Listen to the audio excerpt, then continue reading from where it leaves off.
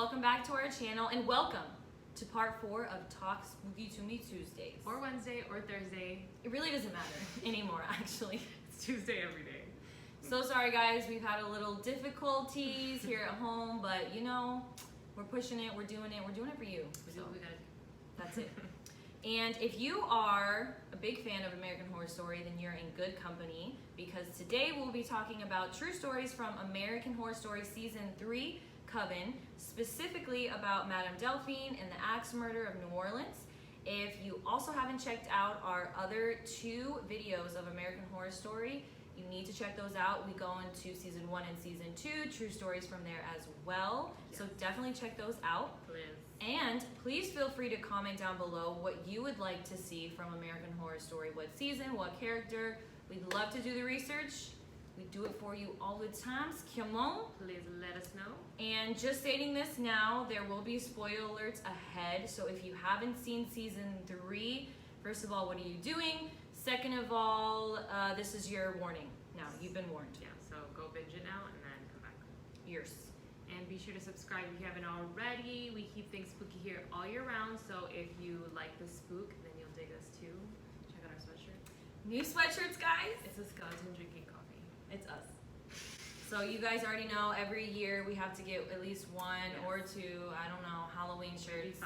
Maybe 5. Maybe 12. So this year, this is it. Obsessed. And check out our Insta, our TikTok, our vlog. Catch us on Spotify. Shout out to Joe Rogan if you want to sponsor us. Joe, we love you, Joe. Join our podcast, please. So let's get into it.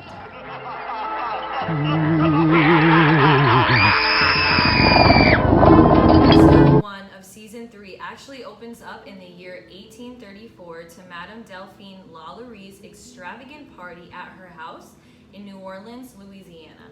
But it goes from 0 to 100 real quick when we see Madame Delphine using human blood in her skin regimen, and honestly, this is only the beginning of the horrible acts we see Lalaurie partake in throughout the season. It gets intense. It gets so intense. Yeah. That was like my least favorite part. Yeah, it was really gross. It was disgusting, so you've been warned. But this woman is the epitome of crazy, and what's even more terrifying is knowing this woman actually existed. She was real, guys. Delphine was born in New Orleans on March 19, 1787. Her parents were very wealthy and had moved to Louisiana from Ireland right before she was born. Throughout her life, Delphine would marry 3 different men, the first 2 having died. But on June 25th, 1825, Delphine married her 3rd husband, who is a doctor named Leonard Lalaurie. And together they purchased property on 1140 Royal Street in downtown New Orleans. In 1832, she built a 3-story mansion on that property, with part of it being devoted to the enslaved people's quarters. And just a side note, if you know anything about history, obviously you know back then it was unfortunately extremely common for the rich to have enslaved people, and Madame Delphine had her own. So sad. Yeah. Around the town, the Lalaurie family was extremely well known and well liked. They were also known for throwing very grand and extravagant parties. However, the Lalaurie name would start to become the center of rumors and suspicion. According to many, Delphine did not treat the enslaved people properly, and some even claim they witnessed their mistreatment and abuse. However, this contradicted with how she would act in public toward her enslaved people. In public, she was really nice and treated them quote-unquote fairly, which who even knows what that means? Yeah, honestly though. I don't even know what that means. Some records even go as far as claiming she set some of them free. However, these rumors still continue to be the talk of the town. Interestingly enough, a lawyer ended up going to her house with what was called the slavery code back then, and with that were the basic requirements for treatment. Apparently, the lawyer said everything seemed to be normal, nothing was out of the ordinary or abusive. However, there was a claim that a man decided to jump out of the 3rd-story window in order to avoid being punished by Delphine, and to this day, that window is still cemented off. Yes. We'll insert a picture here. Yeah, it's insane. But yeah, the house is still there. Like, I don't know if somebody lives there now. It was bought. I think we talk about it at the end. Oh, okay. We'll talk about it later. So yeah, we'll insert a picture of that window here. And for those listening, on the 3rd floor of the house, there are 6 windows going across, and the second to last window is completely cemented shut, which is weird. Like even to this day. Yeah. Nobody decided to like redo it or even add a new window. It's just still cemented. So really weird. This was just the first of the many stories, and again, just a disclaimer, there's a lot of different versions of the story online, and it was in the 1880s, so who really knows, but another story goes that a 12-year-old girl named Lee was being whipped by Delphine until she fell off the roof. She and supposedly another enslaved person had died from unknown causes were buried on the property, which I guess wasn't that uncommon back then, because I was reading while doing this research that these people would just go missing and the owners wouldn't do anything. Like nobody would come looking for them because they were considered property. So it's just really sad. Like who knows, dude, how many people were affected by her. But so a lot of these people that she owned were never seen or heard from again. That's so weird. Yeah. So to me, it's obvious that she was definitely up to something. Yeah. Oh yeah. From the get. And like no one's gonna question her, you know? Like, right. She's this powerful person, this exactly. rich person, so like this wealthy person bought this property, has all these extravagant parties, like, and especially if she's like acting nice to other people, you know what in I'm saying? front of other people, who are obviously watching. So of course she's gonna act nice. Like what is she gonna do? Exactly.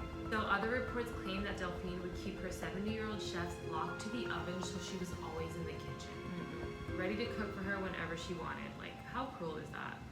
So as time continued, many people became more and more suspicious, so much so that investigators showed up at the Lalaurie house, found them guilty of abuse, and freed 9 of their enslaved.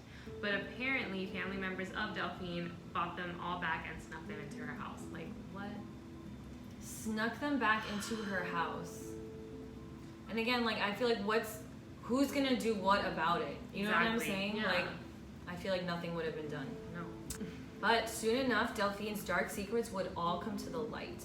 On April 10th, 1834, the Lalauries threw a huge party, and during the party, a huge fire ended up breaking out in the kitchen. Interestingly enough, Delphine and Louis, her husband, literally just left. They left their party, they left the house. Interesting, why? Why is that? They didn't wait for firemen or police to show up, they literally just bounced. Didn't go to a hotel either, didn't just go down the street and wait it out with a friend. They just left the state completely, left the country, and they first stopped in Alabama and then they went for Paris. So like, do you think that's sus or not? A little suspicious. Interesting. So back in New Orleans, once the firemen showed up, they found the chefs chained to the stove, and she admitted to starting the fire in an attempt to kill herself, and her reasoning for this was that she would eventually make a mistake and that Delphine would take her to the top floor. And according to her, anyone who was sent to the top floor never came back. What a terrifying position to be in. Seriously, to I will never go imagine. to those extreme measures, so sad. I can't even imagine. Literally trying to end your life. Yeah. And when the fire broke out, many of Delphine's guests claimed they tried to get into the enslaved quarters on the 3rd floor to make sure that they were okay. However, firemen were horrified at what they saw when they did reach the top floor. And just stating this now, this is about to get really graphic, so if you're really queasy or if you don't like listening to it, just skip and we'll put a little timestamp of where to go to next in case you don't want to listen, because it is about to get pretty graphic.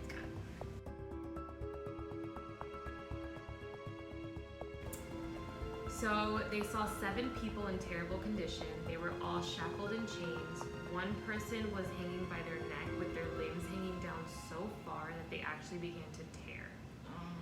Some had their eyes sewn shut.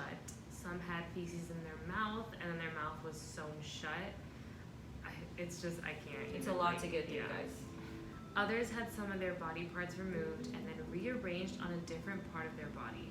Like, one woman had all of her bones broken, and then she was stuffed inside of a small box. Another woman's body was apparently rearranged to look like a spider. However that looked like, I can't even imagine. Like, no. These poor people even had holes drilled into their heads where you could see their brains. And there would be a spoon nearby, and the spoon was used to stir their brains. That's just like, oh my That's evil. Yeah. That's pure straight evil. This woman was horrible. what breaks me is that many of these people were still alive, begging to just be put out of their misery. Like, and who knows how long they were there, yeah.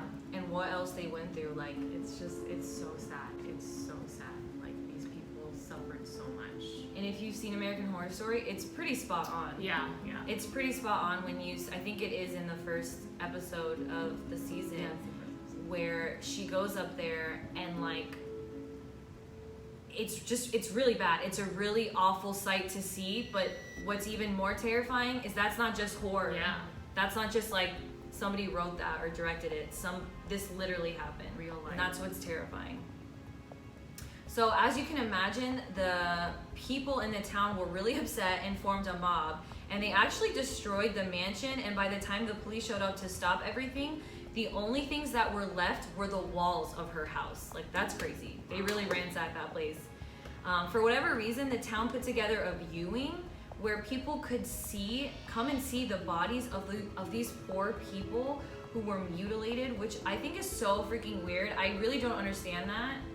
Was it like, I mean, I don't understand it either, but was it for maybe like awareness of like what? I'm not sure the motives behind that. Like, back in this time, and I think we get into it later too, where we mention it, there wasn't a lot out on the human body, on anatomy.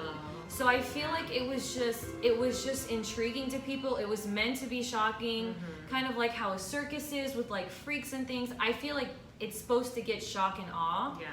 But I don't. Still, these are it's real still, people, it's disgusting. Like, it's really literally sad. disgusting. So obviously, a huge question on everyone's mind was why. Why would Delphine do all of this? So yeah, like we said, there wasn't much known about the human body, so this could have been an experiment to see what you could do to the body and how far one could go without killing the person. Just disgusting. Too much. Another theory is that she was just a sadist and liked to inflict pain on people. Like, Probably both. yeah, she was just freaking evil. Another interesting theory is that she was trying to solve her mother's murder, which there wasn't too much about this online, but I still thought it was interesting to note. Apparently these same people were also enslaved to her mother, who was apparently murdered, and they never found out who did it. So is it possible that she was just interrogating these people and torturing them to find out more information? I mean, again, who really knows, because there wasn't a lot of information, but I thought it was interesting to put in here just because it was something I found online. Yeah, that's interesting. Who knows? But I feel like even if that was the case, like, It's too far. the lengths Way she went to, too like, far. there's evil. In She it. had to have liked it. Yeah. Liked doing it, Yeah. you know?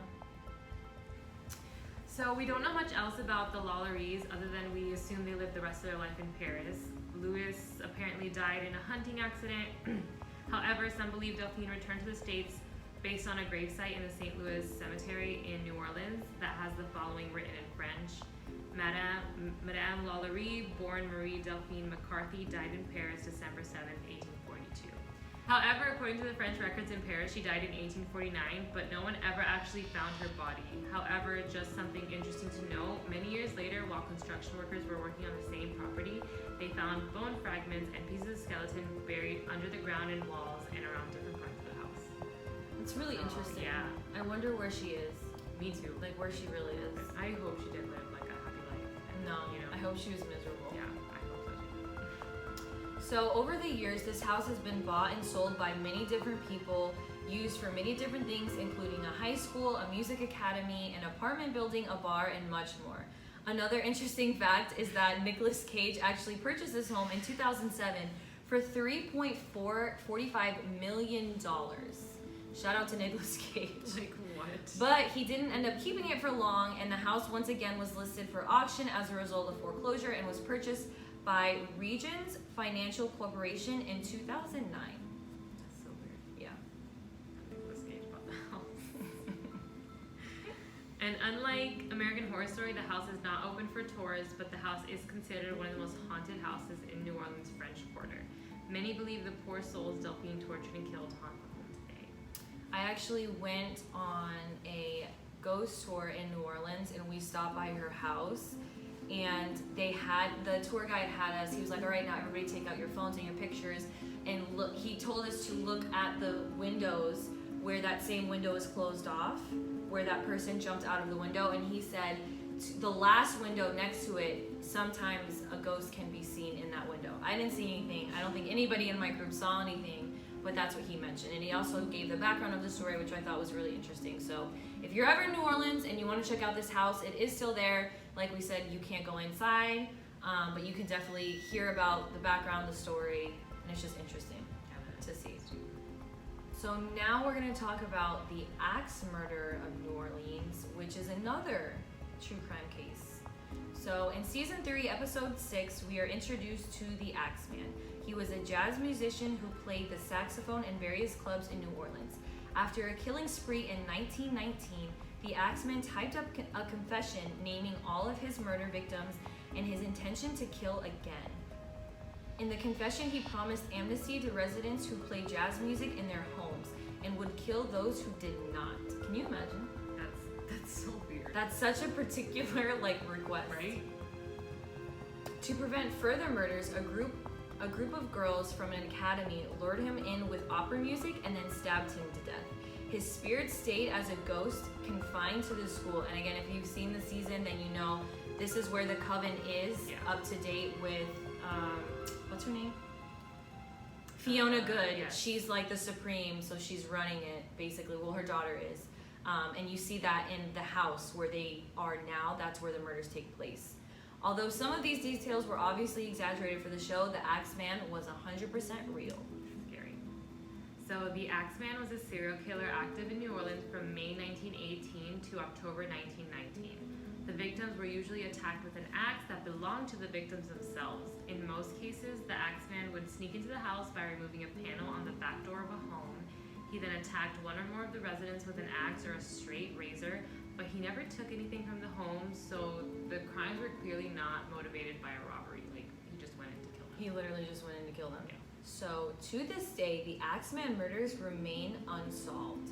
No one knows who he is or why he killed, but there are some theories. The majority of his victims were Italian Americans or Italian immigrants. Okay, 1 for 3. It's a little messed up. My dad's really upset right now. Which led many to believe the crimes were ethnically motivated. Some media outlets even went as far as saying that there was mafia involvement, but there's no evidence to really back that up. Some suggest the killings were related to sex and that the murderer was a sadist because his victims were mainly women. Another less plausible theory, but a theory nonetheless, is that he killed to promote jazz music. We'll explain. We will explain that. So he left 6 people dead and 6 severely injured. His first victims were Italian grocery store owner Joseph Maggio and his wife Catherine. They were discovered by Joseph's brother laying on their bed in a pool of blood, and just warning you, this gets a little graphic. Joseph and Catherine had their throats cut with a razor blade while they slept. Their heads were then bashed in with an axe. Oy. Horrible. Catherine's throat was so deeply cut that it was almost severed from her shoulders. Oh my gosh. There were no clues except for a cryptic message written in chalk on the pavement, and it was a couple of miles away from the house, that read, "Mrs. Maggio will sit up tonight just like Mrs. Tony." What does that mean? Just so weird. The thing is, I feel like people are always trying to rationalize serial killers. Yeah. But you can't. No. You really can't. They're just insane. They're insane. The police thought this message referred to Miss Tony Sharamba, and I'm sorry if we're butchering that, who was one of a number of grocers of Italian descent killed and attacked during the period of 1911 through 1912. The victims had been killed with an axe, and no one really knows if these murders were connected or if the Axeman has been killing before 1919.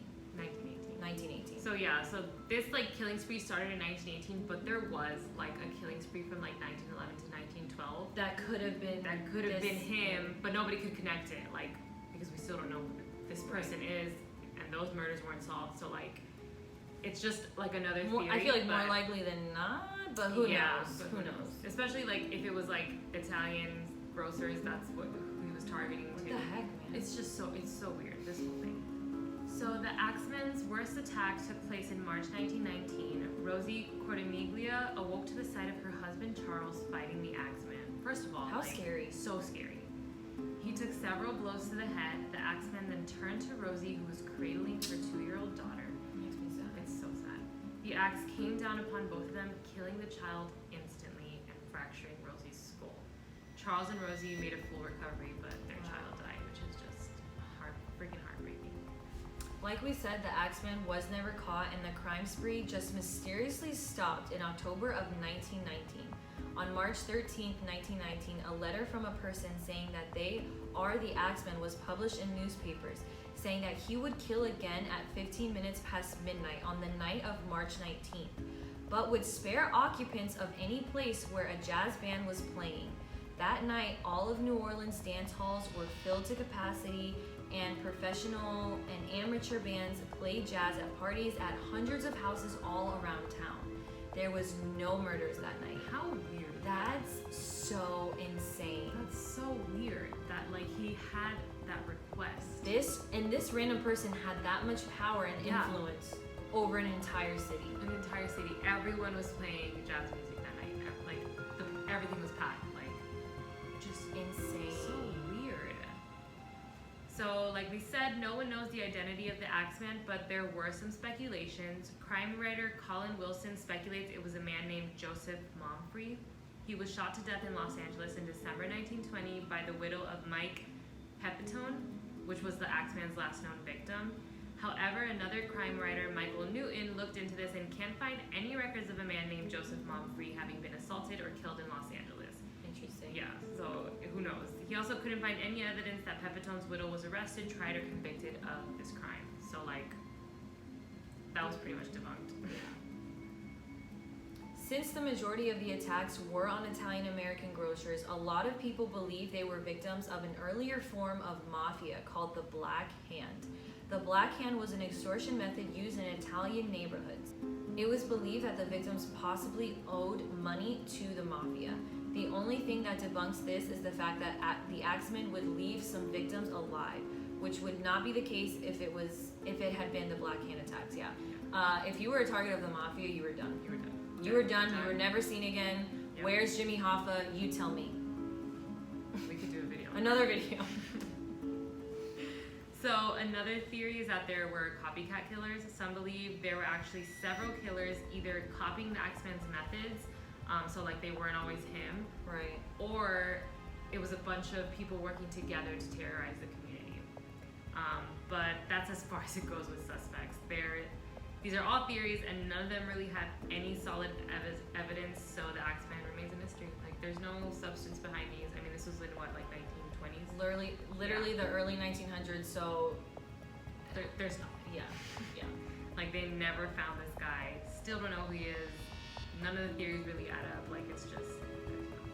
To me, this is such an interesting case, like, on the level of the Black Dahlia, just because of how odd it is.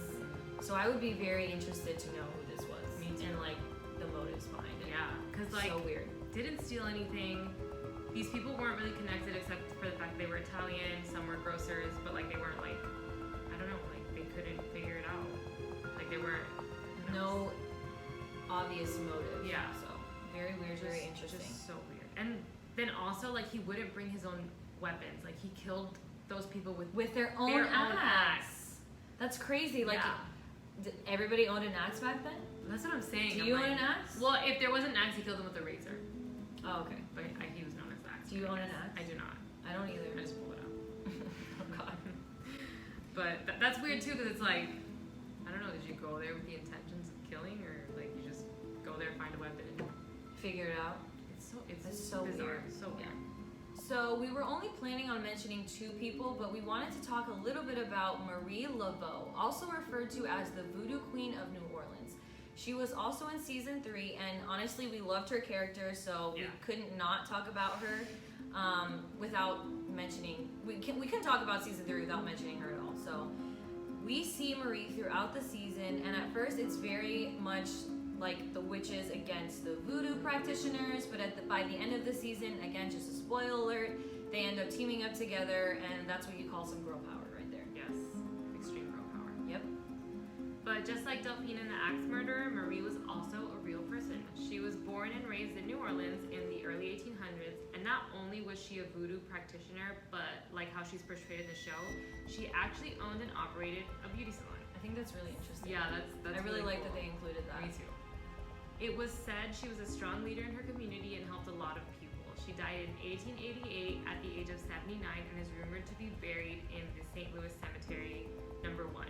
Today, you can only visit the cemetery if you're on a special guided tour, because there have been lots of vandalism and destruction of graves and tombs, including Marie Laveau's.